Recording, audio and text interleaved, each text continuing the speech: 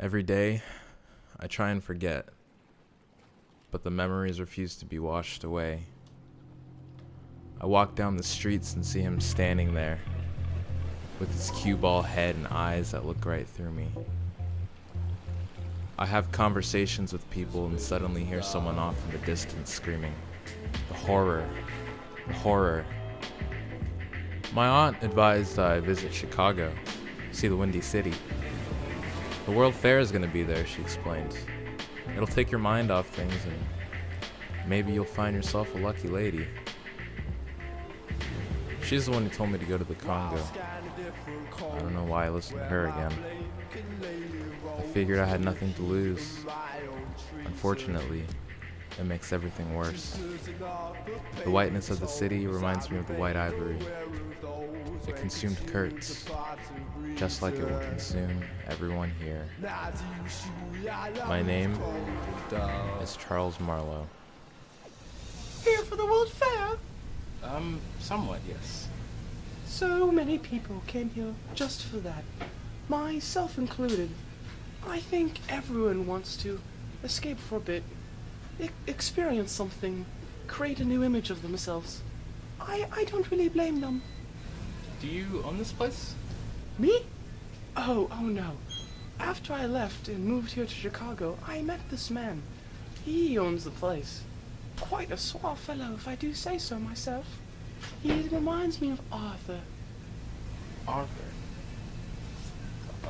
That aardvark fellow? Aardvark? I'm afraid I'm not familiar with whatever that is. No, Arthur was a priest back in the colony. He had a certain warmth about him, like a comforter. And what did you do back in the colony? I was a simple seamstress. And by simple, I mean a pretty darn good one. Quilts, blankets, sweaters, socks, red letter A's, you name it. I've been meaning to ask you, why do you wear that red letter A? It's a reminder. I wear it to remind me of why I needed to leave and come to Chicago. Interesting. You could say that. The gentleman who owns the building offered me this position in exchange for room, board, and occasional company here. It's really quite nice. Everyone here looks at me like a regular person. But that's besides the point. What can I help you with? I have a terrible headache. I just got back from a trip to the Congo, and it was, well, interesting to say the least. I came here to relax and let loose a little bit. Do you think you could have anything that would help me with that? Ah, yes. I believe we have just the thing. It's not here out on the shelves, but I believe we keep it in one of the back rooms. The owner tells me to stay out of most of the rooms, but I'm sure he won't mind if we go back and take a look for what you need. I thought I heard a woman scream in one of the back rooms the other night, and I've been intrigued to explore ever since. Follow me. One more thing before we go to the back. Do you, by any chance, carry any rivets? They were nearly impossible to find in the Congo, and I thought you might have some here. Rivets. Rivets. Ah, yes. I'll too. I'll get them for you before we check out. Thank you.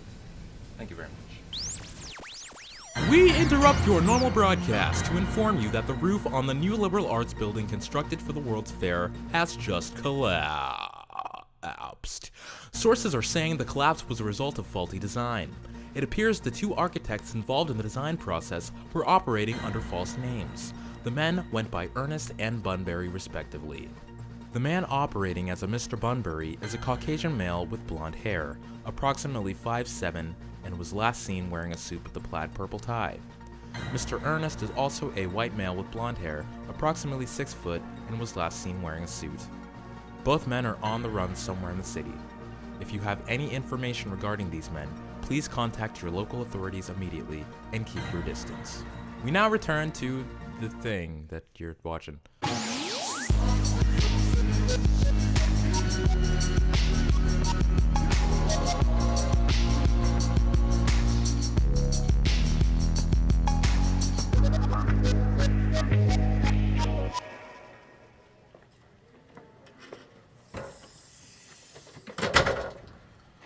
You know, Hester, I think I saw those two guys go into the back room earlier. Well, I do believe that your medicine should be back in this room, so while we're here, we might as well, take a look. I think that's them right over there. I don't know. It could be, but they just don't look like how the news anchor described them. They are pretty cute, though. Hester, this is not the time to be getting another letter on your chest. You're right. We need to do something. Let's hide right here.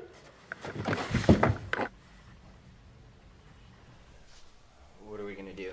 I mean, these blueprints, these schematics, they were foolproof, and the ceiling, it still just, it collapsed.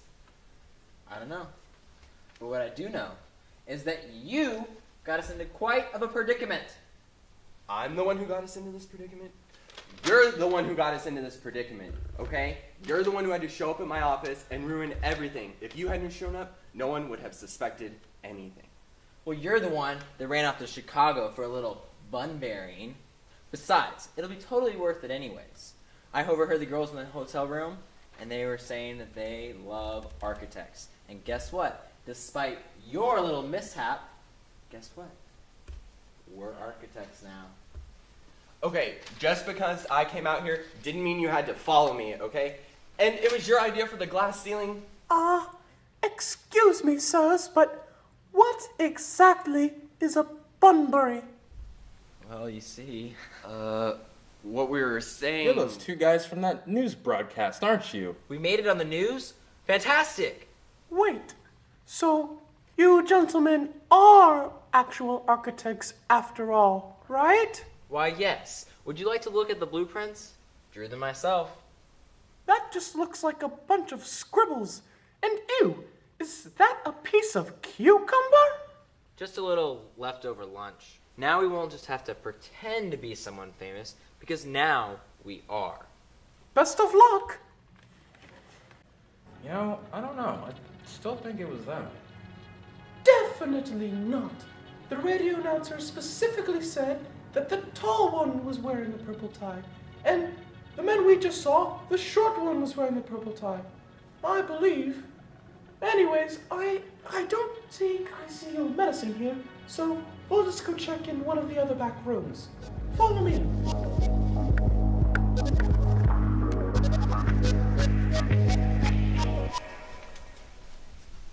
Well, this room is particularly small.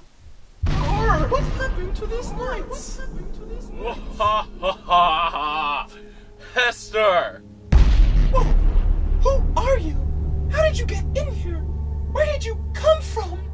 Roger didn't send you for me. Did he? Kurtz, is that you? I need you to listen to me now. What remains of your life depends on it. All right. I'm listening. My name is Virgil, and I've been sent from hell to save you. You are in grave danger, and the next hour of your life will be your last. Hold on there. What do you mean? You done? Maybe you'll find out after I'm done explaining. So silence yourself. Alright. The next hour of your life will be your last. The man who owns this building is not who you think he is. The only way out is for you to come with me into the depths of hell, where your very soul will be laid bare. Every sin, every lie, everything you ran from will be thrown at you for your life. I'll even let you stop and see Arthur if you'd like. Lus will put him in Circle 2, I believe. Now, I won't... Okay, hold on. Does this have anything to do with me? Nah, man, you're good. You survived to the end. Alright, tight. Alright, so, Hester, let me finish. So, it won't be an easy journey, but I'm here to guide you through. All you have to do is follow me and... Oh, nah! Why would I go with you? For all I know, you could be Roger pretending to be this man trying to get me to come back. You really want to do this. You would rather take your chances in a creepy hotel instead of guaranteed survival if you pass hell with me. Pretty sure. Well then, death will come for you, and you will die in the next scene! That was extremely odd. I don't believe any of it at all. You know, I once had this friend Cassandra, and nobody ever believed anything that she said. She would always make these crazy prophecies and nobody ever listened. That weird guy reminded me of her. Well, my medicine's not in here. Let's go look in another room.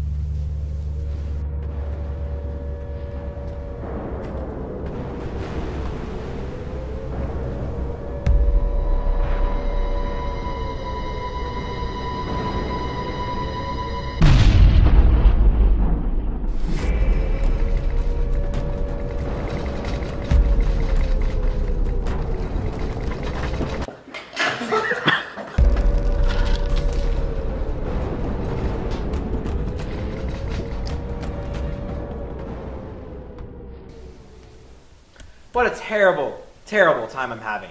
I mean, honestly, I come all this way to enjoy myself, and then this. This is what happens? I don't even know what to make of all of this. This day just gets worse and worse as it goes on. It's like it's some joke that it's being played on me by the world. How can I even go on? How can I live like this? And to top it off, my mother with that man, that murderer, the fact that someone I love. Methinks he doth protest too much. I don't even think I'll ever be able to forgive. Ugh, my goodness. Has the owner gotten a look at this curtain? I can't believe how ugly it is. To be or not to be, that is not the question. The question is who honestly think that this curtain looks good. This curtain is the worst thing that has ever happened to me in my entire life. Forget about my mother or father. Look at this curtain! God, I literally cannot. I cannot even. I have lost my ability to can.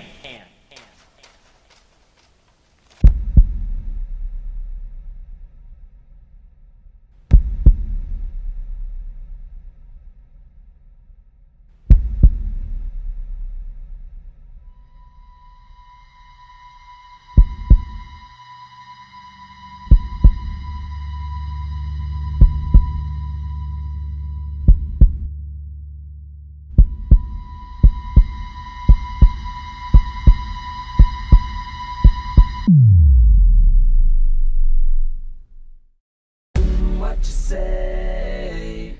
That you only meant well, 'cause you did. What you say? That it's all for the best, 'cause it is.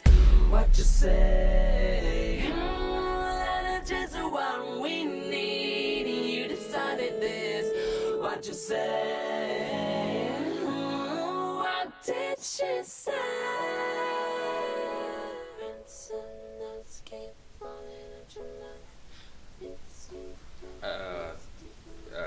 My medicine is not in here.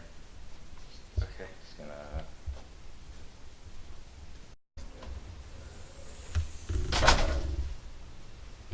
Oh. Yeah, that's mine.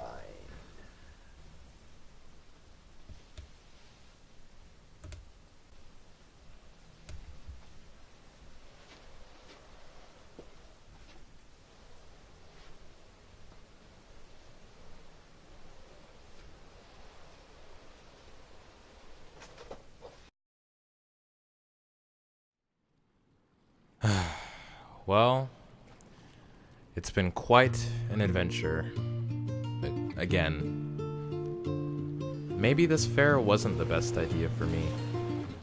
Perhaps some things just aren't meant to be. And perhaps I should stop taking my aunt's advice for vacation ideas. Well, all's well that ends well. In this case, nothing.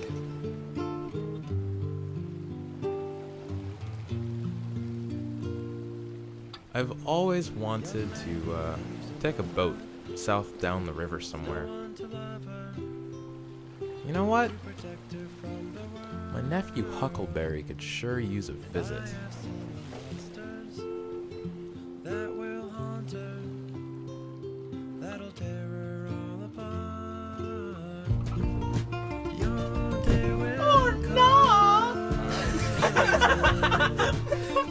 ha ha ha.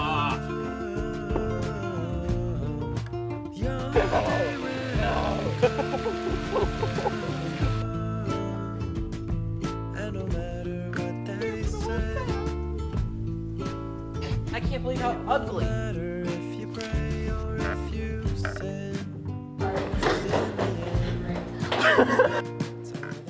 If you hadn't shown up, no one would have suspected anything. No?